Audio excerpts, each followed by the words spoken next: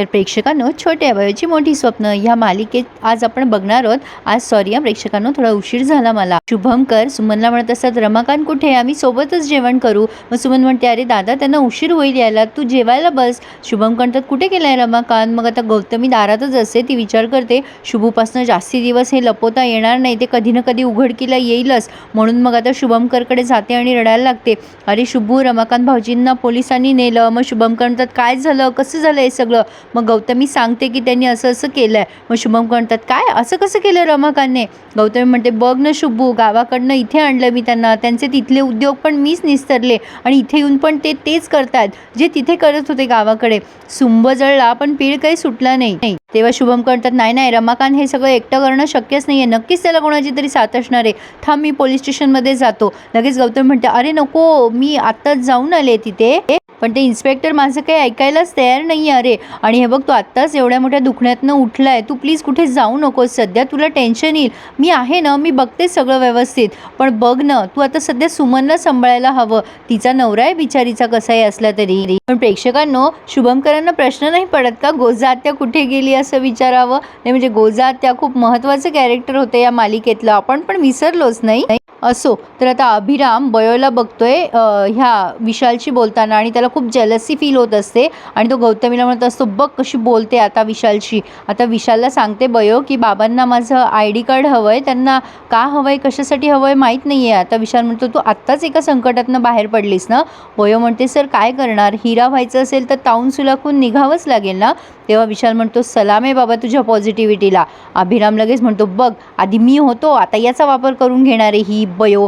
आता वैभव म्हणते, बाबा असा विचार करू नकोस, अरे बयो ना मैत्री जपते म्हणून तिच्यासाठी सगळेजण उभे असतात प्रत्येक वेळेला तिच्या संकटात. आणि तू न त्या इराचा पोपट बनणं सोडून दे, बयोशी पुन्हा मैत्री कर. अभिराम, कसा होतास रे तू आणि कसा झालास. अभिराम म्हणतो, तू गप्प बस ग, आली मोठी तुझ्या मैत्रिणीसारखी लेक्चर देणारी. तेव्हा ह्या अभिरामने ते बयोबद्दल डोक्यात खूप राग घालून घेतलाय असं दिसतंय. असो, पण आता बयो म्हणत असते, सर काय करू मला कळत नाहीये. विशाल तिला म्हणत असतो, हे बघ तुला हाच चान्स आहे, मला असं वाटतं की तू आता हे खोटं बोलणं सोडून द्यावं आणि जे काय आहे ते सगळं तुझ्या वडिलांना खरं खरं सांगावं. एक खोटं लपवण्यासाठी तुला 7 खोटं बोलावे लागतील.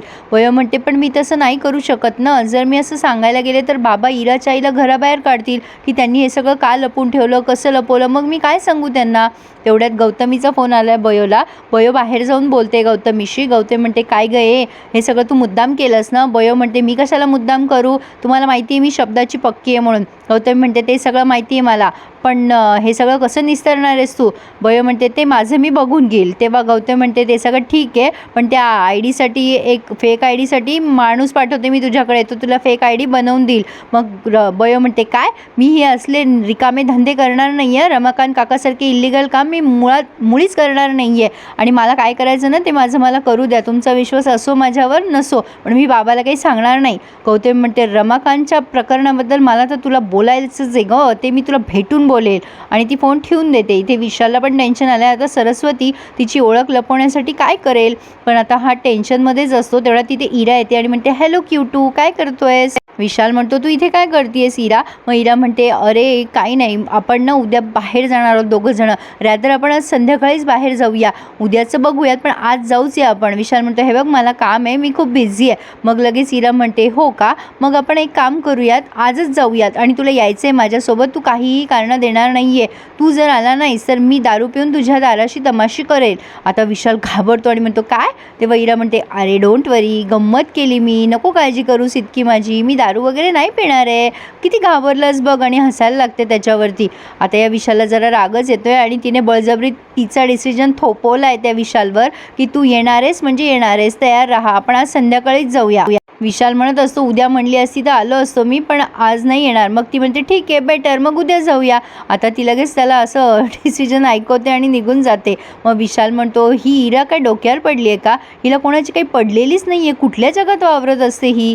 असो, पण आता सुमन आली आहे शुभंकरांकडे आणि म्हणते, मला तुझ्याशी बोलायचं आहे दादा. शुभंकर म्हणतात, मला माहिती आहे सुमन, अगं पण रमाकांतने असं वागायला नको होतं, मी पण गावाकडे त्याला बरंच सांभाळून घेतलं, असं वाटलं होतं इथं आल्यावर तो चांगलं करेल, पण गौतमी बरोबरच बोलत बोलत होती. रमाकांत खूप विचित्र वागला आणि यावेळेला तो माझ्या मनातून उतरून गेलाय ग सुमन. सुमन म्हणते अरे दादा त्या विषयावर नाही, मी दुसऱ्या विषयावर बोलतीये. शुभमकर म्हणतात अगं कुठला विषय एवढा महत्त्वाचा आहे तुझ्यासाठी. मग सुमन म्हणते अरे त्या सरूकडे कशाला तू ओळखपत्र मागितलंस. तेव्हा शुभमकर म्हणतात अगं हो बस तुम्ही सांगतो तुला. हे बघ तू माझ्या बयोची डेड बॉडी बघितली आहेस का सुमन. म्हणजे असं होऊ शकतं ना, पुरात वगैरे ती वाहून गेली असेल, कुठे दुसऱ्या गावाला गेली, कोणी सांभाळ केला असेल तिचा. मी नव्हतो का मागे नदीत वाहून गेलो, तुम्हाला वाटलो की मी मेलो पण वापस आलो ना मी. सुमन म्हणते अरे दादा पण मीच बघितली ना डेड बॉडी. आता सुमन घाबरली आहे. शुभमकर म्हणतात मला असं वाटतं की ती सरूच माझी बयो आहे. मग सुमन तिथून निघून जाते विषय टाळून. शुभमकर विचार करतात की नाही ग तुला कसं सांगू मी सुमन, तिने ज्या आर्त भावनेने मला बाबा अशी हाक मारली ना, ती हाक फक्त आणि फक्त माझ्या बयोचीच असू शकते. माझं अंतर्मन मला साथ देते की ही सरूच माझी बयो आहे म्हणून. आता शुभमकरांना ही खात्री पटली आहे प्रेक्षकांनो, पण आता कशी पटवून देणार आहे ही बयो आणि गौतमी ते यांनाच माहिती. आता ती पुन्हा रडत रडत विशालला फोन करते की आता कसं करू काय करू. विशाल म्हणतो हे बघ तू ना आता टेन्शन नको घेऊस आणि तू आधी आराम कर, आपण बघूयात काय करता येईल ते. आता या विशालच्या डोक्यात टेन्शन घालायची काही गरज आहे का, बिचारा विशाल. असो तर आता गौतमी, इरा आणि आरव सकाळी चर्चा करतच असतात. इरा म्हणते बाबाला डाऊट तर आला नसेल ना ती भिकारडीच बयो आहे म्हणून. तेवढ्या शुभमकर येतात म्हणून ही गौतमी घाबरते. मग शुभमकर म्हणतात काय चर्चा करताय, त्या सरूला मी आय कार्ड वगैरे का मागितलं, आधार कार्ड त्याचीच ना. तर ते डायरेक्ट सांगतात की मला ना खात्री आहे ती सरूच माझी बयो आहे म्हणून. आता सगळेजण घाबरतात. आरव तर नुसतं बघायला लागतो शुभमकरांकडे आणि इरा तर खूप जास्ती घाबरते. शुभमकर म्हणतात हो मला असं वाटतंय की ती सरू ना माझी बयो आहे. म्हणजे असं कदाचित झालं असेल ना की म्हणजे आपली बयो इथे आली आहे आणि तिचा कोणी सांभाळ केला आहे. तेव्हा गौतमी म्हणते अरे नाही शुभमकर तुझा गैरसमज होतोय, तिची फॅमिली आहे, अरे तिथे ती लहानाची मोठी झाली आहे आणि मी भेटले ना तिच्या फॅमिलीला. शुभमकर म्हणतात अगं पण मला खात्री आहे ना गौतमी, माझ्या भारतीचं स्वप्न पूर्ण केल्याशिवाय माझी बयो या जगातून जाऊ शकत नाही. माझी बयो डॉक्टर बनल्याशिवाय या जगातून जाऊ शकत नाही, मला पूर्ण खात्री आहे. आता पण बघ कुठे आली ती ID वगैरे ते सगळं प्रूफ द्यायला मला. आरव म्हणतो बाबा अरे तिच्या वडिलांची तब्येत खराब आहे म्हणून ती आली नाही. शुभमकर म्हणतात ते काही नाही, ती कारणं देते पण माझी पूर्ण खात्री आहे की ती सरूच माझी बयो आहे म्हणून. आता गौतमीचे धाबे चांगलेच दणाणलेत प्रेक्षकांनो, कारण तिला माहिती आहे बयो जर तिच्या आयुष्यात कायमची आली तर तिची वाट लागणार आहे. असो तर आता इकडे दार वाजते. हे त्याला कंटाळा आलेला असतो दार उघडायचा. ती अंकिताला म्हणते अंकिता आम्ही ना हॉरर पिक्चर बघितलाय, मला भीती वाटते, एवढ्या रात्री कोण आलं असेल ग, तू चल ना माझ्यासोबत. अंकिता म्हणते काय ग तू पण टफ्फर कुठली, चल मी येते तुझ्यासोबत दरवाजा उघडायला. मग आता बयो विचार करते की कोण आलं असेल एवढ्या रात्रीचं. तर अरे बापरे एवढ्या रात्रीच्या गौतमी मॅडम तिथे आल्यात बयोकडे आणि या अंकिता आणि हेतल बघतच राहतात की ही कसं काय आली बया एवढ्या रात्रीची म्हणून. हेतल लगेच म्हणते अहो आंटी इरा नाही आहे इथे आमच्याकडे.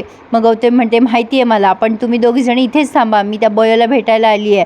मग ही हेतल विचारते मोकल काकूंना बोलवू का. गौतमी म्हणते काही गरज नाही त्याची. आता तरा गौतमी त्या बयोच्या खोलीत आली आहे आणि डिरेक्टली बयोचा गळा दाबतीये. एवढा गळा दाबतीये की बयोला श्वास घेणं कठीण झालं आहे. म्हणजे बघा म्हाताऱ्या गौतमीचा हात बयोला भारी पडला आहे. म्हणजे बयो एवढी एनर्जेटिक असून ती गौतमीला अपोज नाही करू शकली. काही पण दाखवतात मालिकेमध्ये. असो पण आता हे स्वप्न वगैरे असू शकतं असा माझा अंदाज आहे, किंवा गौतमी धमकी द्यायला आली असेल.